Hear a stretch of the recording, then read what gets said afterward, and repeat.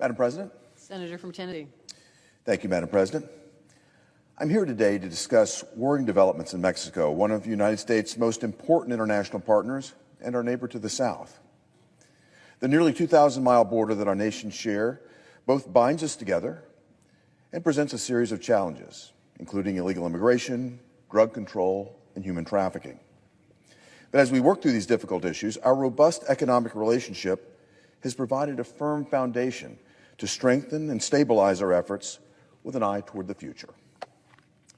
The innovative U.S.-Mexico-Canada Agreement, or USMCA as it's called, has deepened the connections between our two economies such that Mexico is now one of our largest and most strategic trading partners.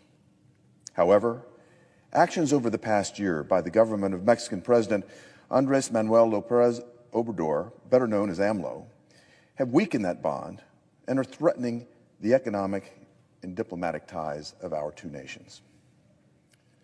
Through increasingly arbitrary and aggressive moves against companies based here in the United States and their lawfully owned assets in Mexico, the Mexican government has abused its permitting and regulatory powers in ways that violate the letter and the spirit of our trade agreements and the special relationship that exists between our two countries. These decisions directly impact critical sectors of the U.S. economy, from agriculture to energy and mining, from transportation to tourism. These capricious actions, which are falsely labeled as reforms, risk substantially undermining confidence in the commercial rule of law in Mexico, and these actions also risk jeopardizing the essential economic relations in North America.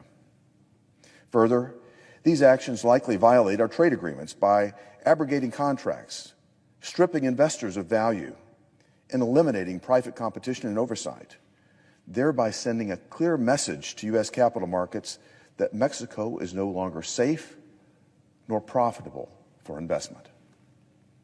Earlier this month, AMLO even threatened to jail political opponents and investors who stand in his way, desperately attempting to impose a state-centered, anti-free market agenda.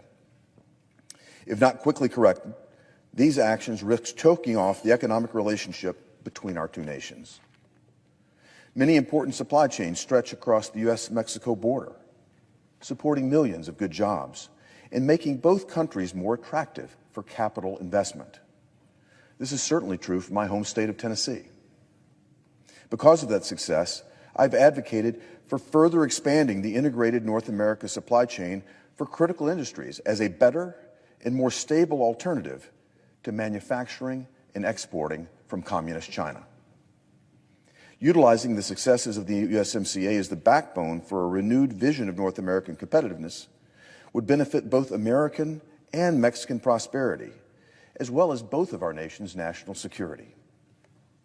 It would also better align the economic strategies and national interests of our two countries. But without a basic respect for private property and the rule of law, that mutually beneficial progress will not happen. In fact, failing to protect private property and the rule of law will inevitably lead to the disintegration of economic ties. Therefore, I urge President López Obrador to reverse course before more damage is done. Instead, we should be looking for opportunities to work together to attract investment and unlock economic opportunity that's presented by the global rebalancing of supply chains away from communist China. Let's seize the opportunity together rather than damage our shared interest for short-term political gains. Madam Chair, I yield the floor.